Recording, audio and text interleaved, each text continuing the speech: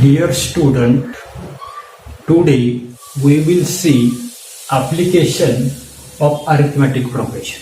विद्यार्थी मित्रांनो, आज आपण त्या ठिकाणी अंकगणिती श्रेणी जी आहे तर त्या अंकगणिती श्रेणीचं उपयोजन त्या ठिकाणी पाहतो. We apply the theory and formulae of arithmetic progression in solving various world problems which we come in across in day-to-day life.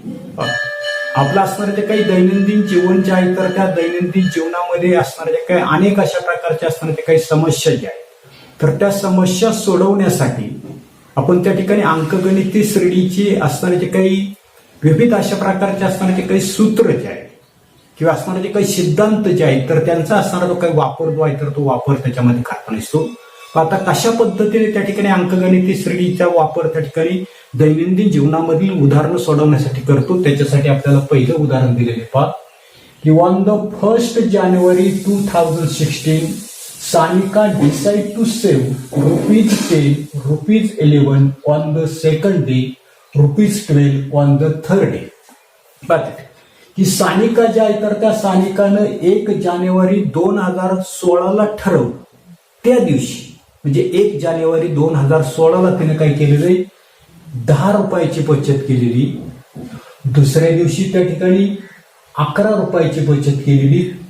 तिसऱ्या दिवशी काय केलेले, ₹12 बचत त्या ठिकाणी करत राहायचं. तर पुढे काय सांगितले पहा, if she decide to save like this, अशा प्रकारे तिनं बचत करायचं जर ठरवलं, then on the 31st December 2016 what would be her total save? तर 31 डिसेंबर 2016 पर्यंत तिची एकूण बचत किती झाली हे आपल्याला त्या ठिकाणी काढायचं. बरोबर. पण आता काय काय सांगितलंय की सोल्युशन, सानिका सेव्स ₹10. काय सांगितलंय की Sanika saves ₹10 on the first day. On the first day पहिल्या दिवशी किती बचत केली, ₹10. बरोबर. पुढे ₹11 ऑन द सेकंड डे. दुसऱ्या दिवशी किती बचत केली, ₹11. बरोबर. दुसऱ्या दिवशी किती बचत केली, ₹11.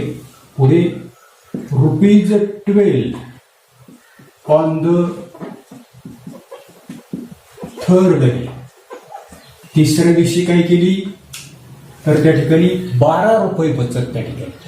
बरोबर. म्हणजे अशा पद्धतीने तिने बचत जी आहे तर ती बचत करायचं त्या ठिकाणी ठरवलं.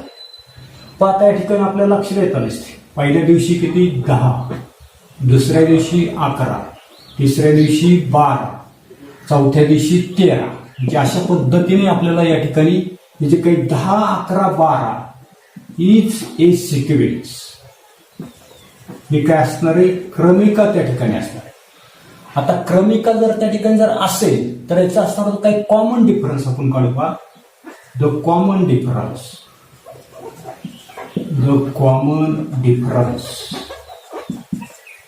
डी. आता कॉमन डिफरन्स डी कसा काढतो आपण की असणार ते काही सेकंड टर्म जे आहे तर त्या सेकंड टर्म मधून काय करतोय, फर्स्ट टर्म त्या ठिकाणी मायनस. बरोबर. तर ती किती येताना दिसते आपल्याला, 1 येताना दिसते. किंवा दुसरं त्या ठिकाणी आपण काढलं अशाच पद्धतीने डिफरन्स. तर थर्ड टर्म मधून सेकंड टर्म आपण त्या ठिकाणी मायनस करू, 12 - 1. तर तो किती येताना दिसते, कॉमन डिफरन्स काय येताना दिसते, सेम त्या ठिकाणी, विच इज कॉन्स्टंट. जो काही सामान्य फरक जो आहे तर तो सामान्य फरक त्या ठिकाणी स्थिर आपल्याला त्या ठिकाणी येताना दिसतो. आणि म्हणून आपण काय म्हणणार आहे की 10, 11, 12, इज अन अरिथमॅटिक प्रोग्रेशन. आणि म्हणून या ठिकाणी 10, 11, 12, 13 अशा पद्धतीने ही काय असली पाहिजे, अंकगणिती श्रेणी जी आहे तर ती अंकगणिती श्रेणी त्या ठिकाणी असली पाहिजे.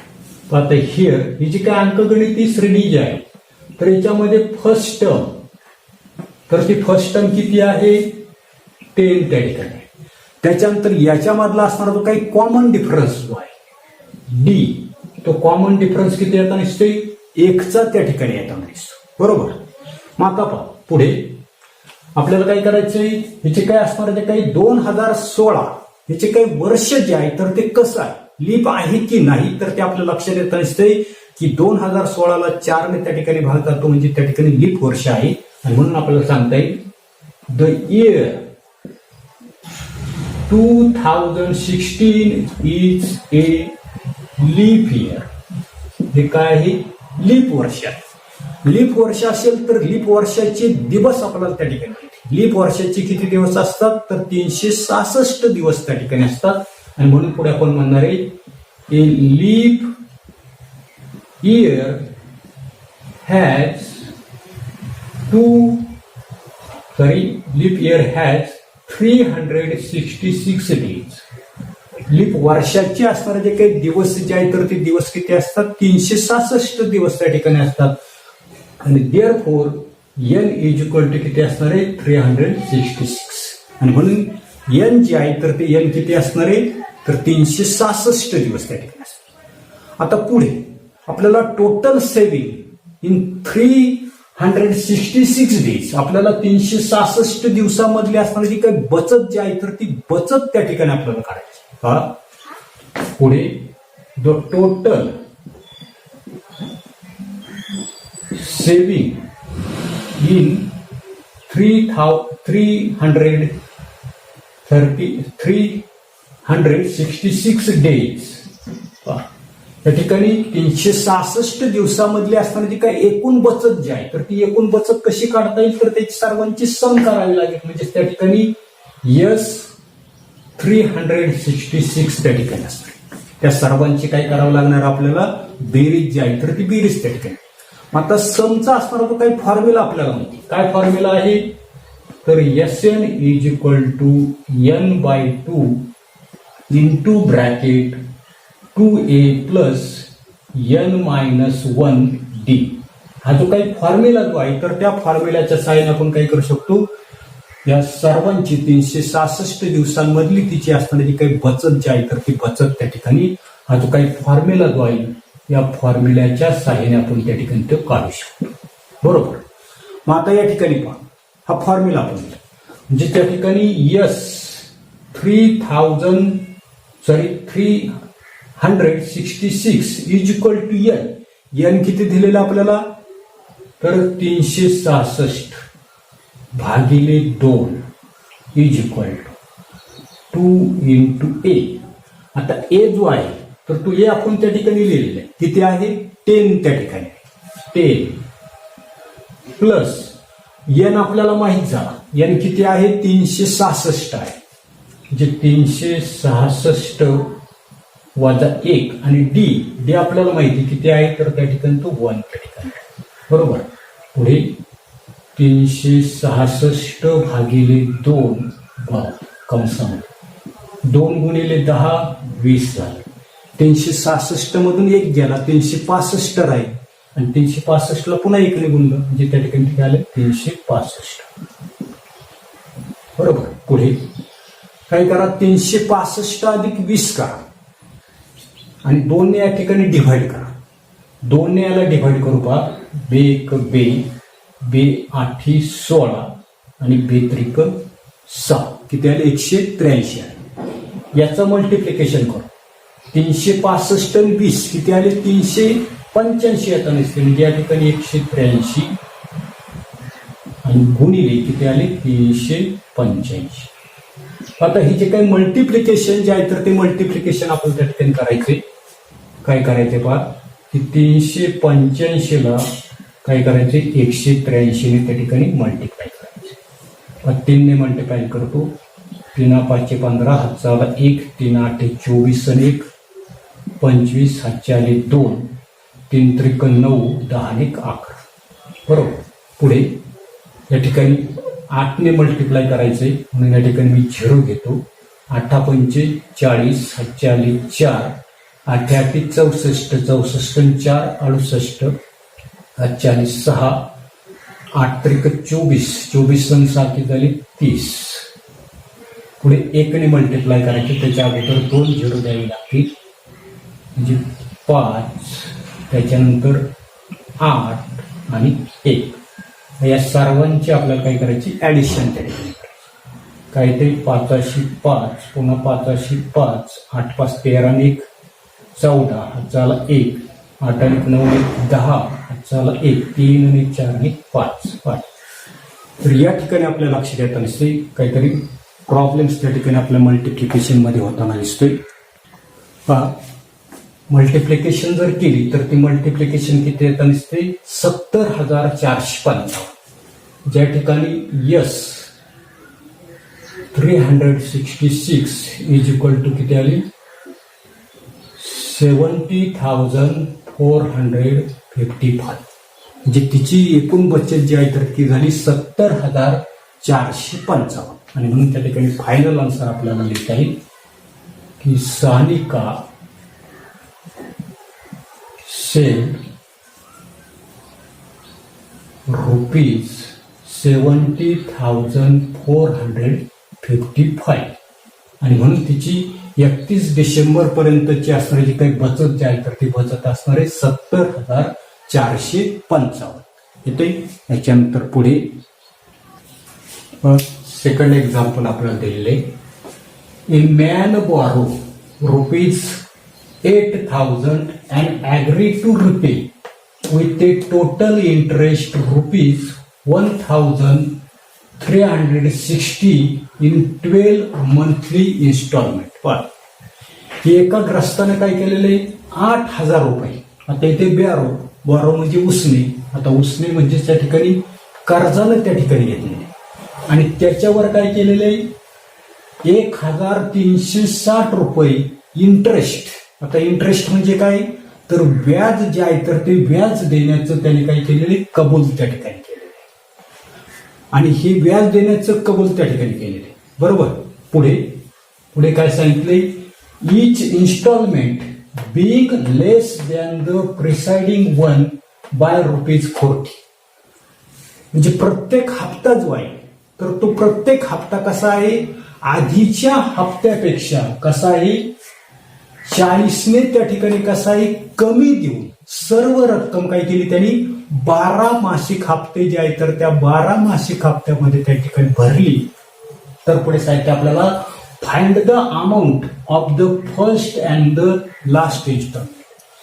तर त्या ठिकाणी आपल्याला त्याने दिलेला पहिला आणि शेवटचा हप्ता त्या ठिकाणी किती होता हे आपल्याला त्या ठिकाणी फाइंड आउट करायचे. काय सांगताय आपल्याला द टोटल अमाऊंट रिपेड त्या ठिकाणी त्याने किती रक्कम परत केली तर ते आपल्याला त्या ठिकाणी काढावं लागेल म्हणजे प्रत्येक महिन्याला किती रक्कम त्या ठिकाणी पेड त्या ठिकाणी म्हणजे एकूण त्याने किती रक्कम त्या ठिकाणी पेड केली हे आपल्याला त्या ठिकाणी विचार करायचा. म्हणजे सर्वसाधारणपणे त्याचा असणारा जो काही कर्ज जे आहे तर ते कर्ज किती आहे 8,000 आणि व्याज जे आहे तर ते व्याज किती आहे 1,360 म्हणजे टोटल अमाऊंट रिपेड. पहिल्यांदा काय करू आपण टोटल अमाऊंट रिपेड त्या ठिकाणी काढू. द टोटल अमाऊंट रिपेड एकूण किती रक्कम त्या ठिकाणी परत केली तर त्याचं कर्ज जे आहे तर ते कर्ज किती आहे 8,000 अधिक त्याच्यावरच असणारे जे काही इंटरेस्ट आपल्याला दिलेले 1,360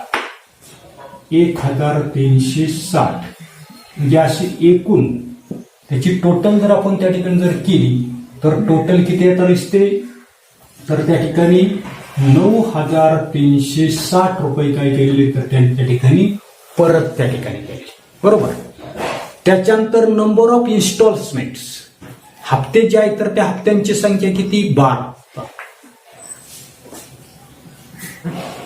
द नंबर ऑफ इन्स्टॉलमेंट्स हप्ते जे आहेत तर त्या हप्त्यांची असणारी काही संख्या जी आहे जी n इज इक्वल टू किती आहे 12 हप्त्यांची संख्या आली तर त्या ठिकाणी 12.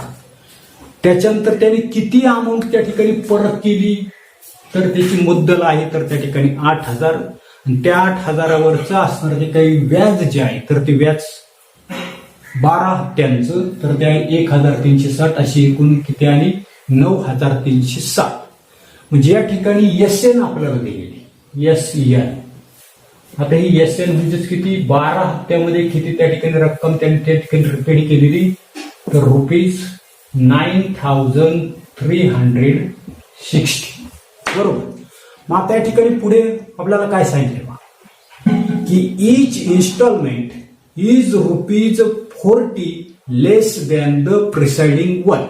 काय सांगितलेले की each installment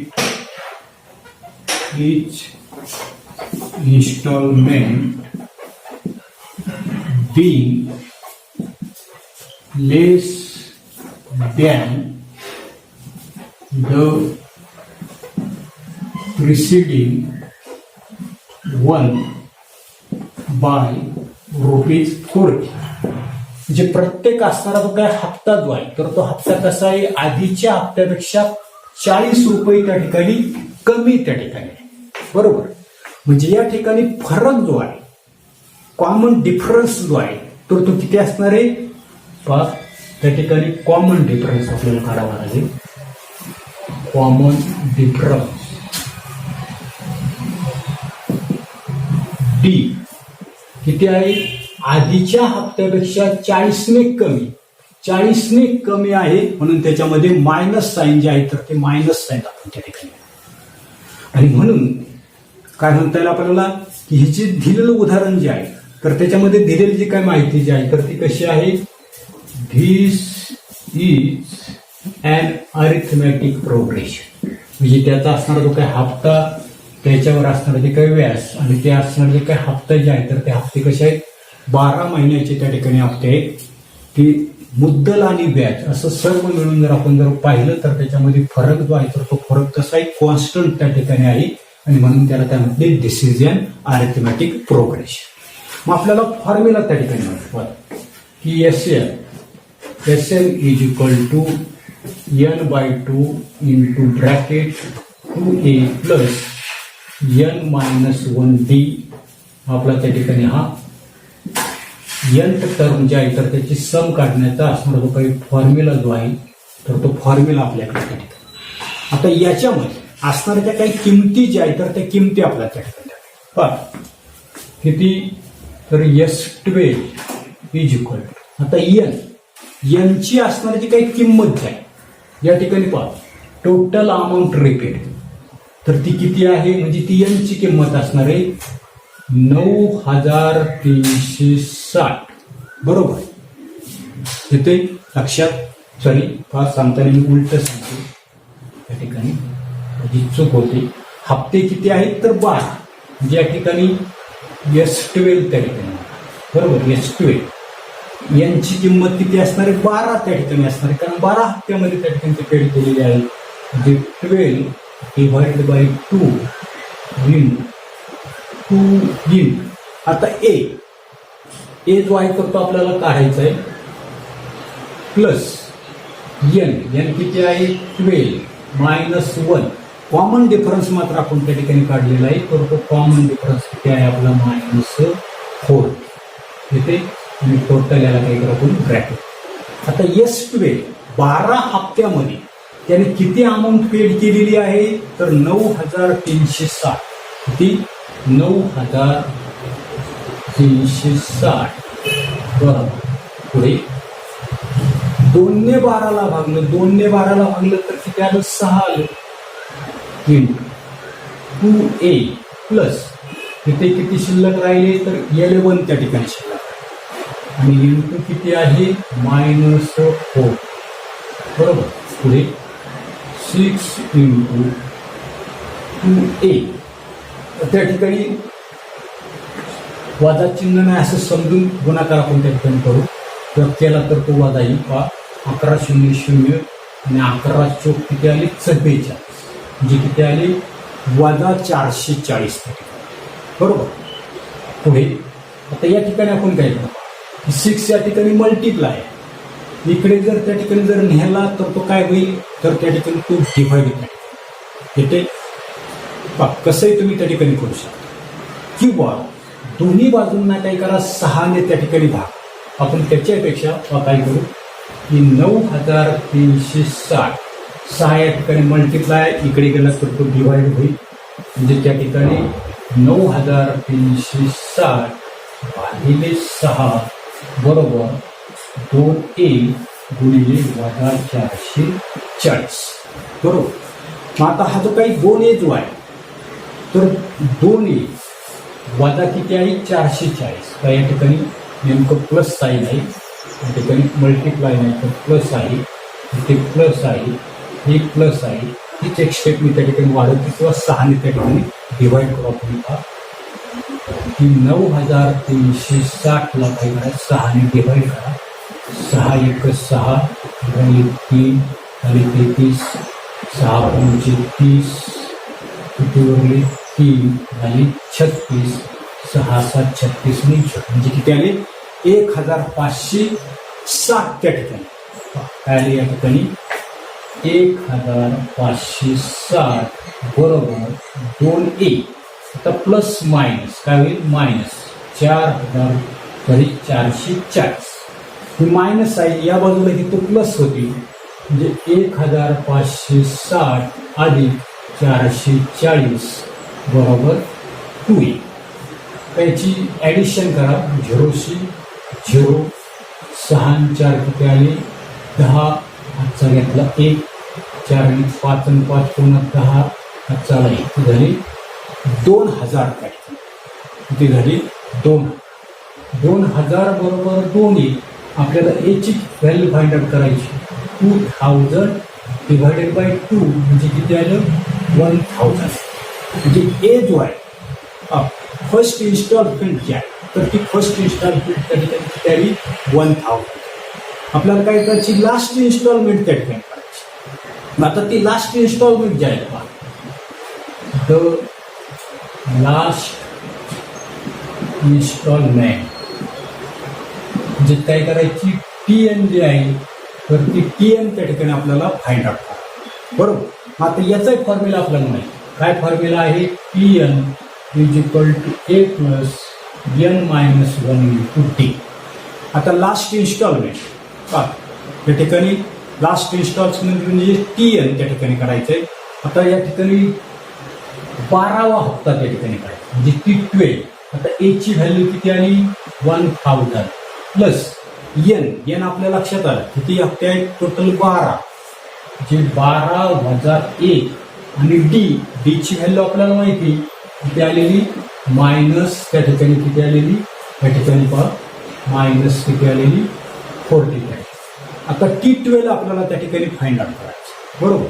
आता पहा 1000 प्लस किती 11 इंटू मायनस 4 म्हणजे 1000 अधिक वजा आपण मगाशीच काढलं किती आले 440 मधून 440 गेली साधा हिशोब आहे किती 560 आणि म्हणून शेवटचा 12वा हप्ता जो आहे तो किती असणार आहे 560चा टक्के. हेच आपल्याला फायनल आन्सर त्या ठिकाणी द्यायचे. The first instalment is rupees. पहिला हप्ता कितीचा आहे 1000 and last instalment is rupees 5000 तरी 560 कितीचा आहे शेवटचा हप्ता 560 येते का पुढे.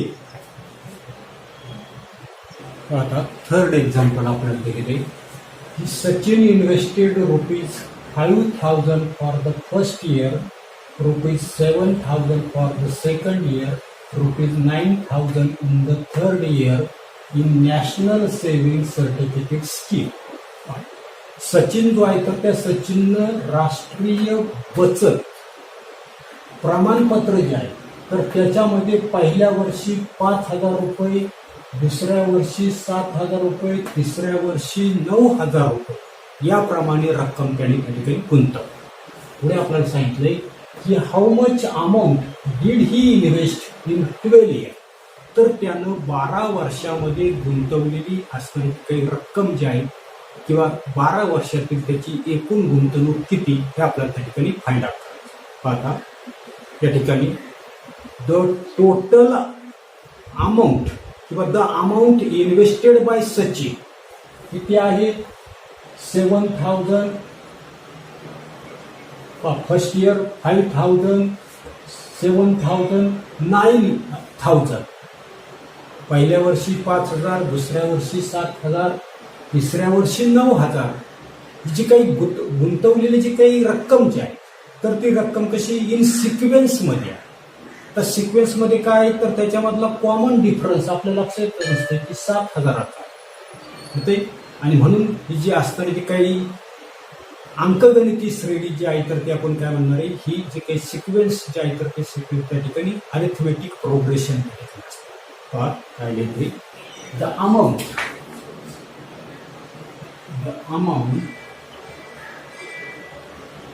इन्व्हेस्टेड बाय सचिन किती त्या ठिकाणी अमाऊंट जी आहे तर ते अमाऊंट त्याने त्या ठिकाणी गुंतवली.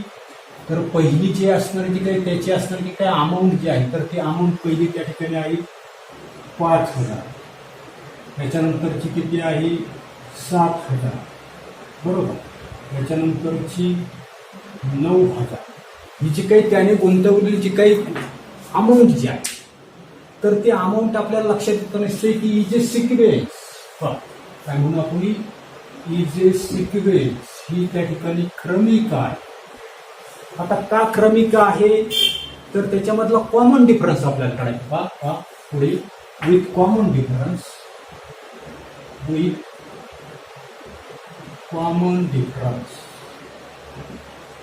कॉमन डिफरन्स कसा काढतो सेकंड मधून फर्स्ट वजा केलं 7,000 मधून 5,000 वजा केले 2,000 आहे 9,000 मधून 7,000 वजा केले पुन्हा किती राहिले 2,000 म्हणून विथ कॉमन डिफरन्स रुपीज किती म्हणणार आपण 2,000 जे याच्यामधला सामान्य फरक जो आहे तर तो सामान्य फरक आपला इतके आहे 2,000 आहे.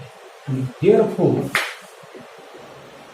दिस इज अन अरिथमॅटिक प्रोग्रेशन आणि म्हणून त्या ठिकाणी हा जो काही सिक्वेन्स जो आहे तर तो कसा आहे अंकगणिती श्रेणी त्या ठिकाणी बरोबर.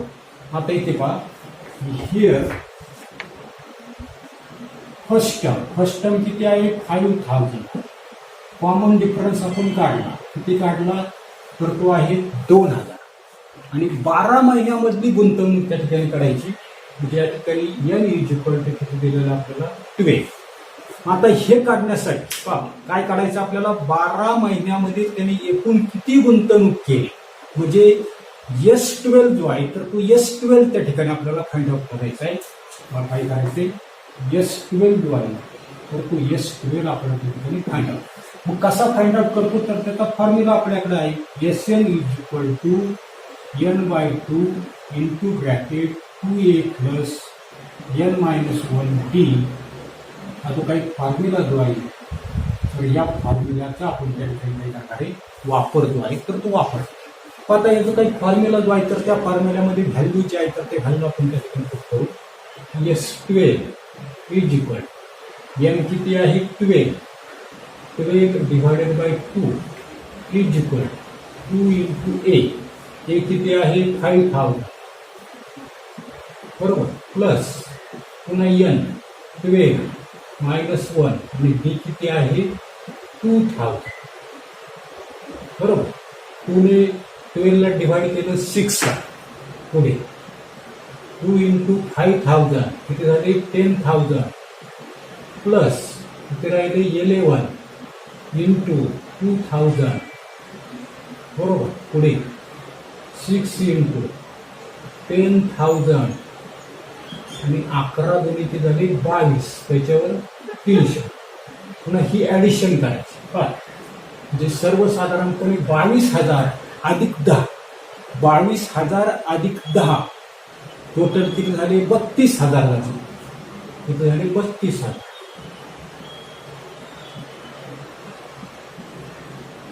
आणि 32 ला काय करायचे 6 ने त्या ठिकाणी मल्टिप्लाय करायचं पाहता 1 2 3 6 2 12 हजार 1 6 3 18 आणि 19 जी S12 किती आली या ठिकाणी S12 जी आहे तर ती 1,00,000 92,000 आहे, 1,92,000. आणि म्हणून सचिन इन्व्हेस्टेड हा फायनल आन्सर आपल्याला देता येईल. Sachin invested ₹1,92,000 in 12 years. 12 वर्षांमध्ये त्यांनी ₹1,92,000 त्या ठिकाणी गुंतवले. इथे एवढाच भाग आपण त्या ठिकाणी पाहणार आहोत. याच्या पुढील भाग आपण पुढील व्हिडिओमध्ये पाहू. धन्यवाद.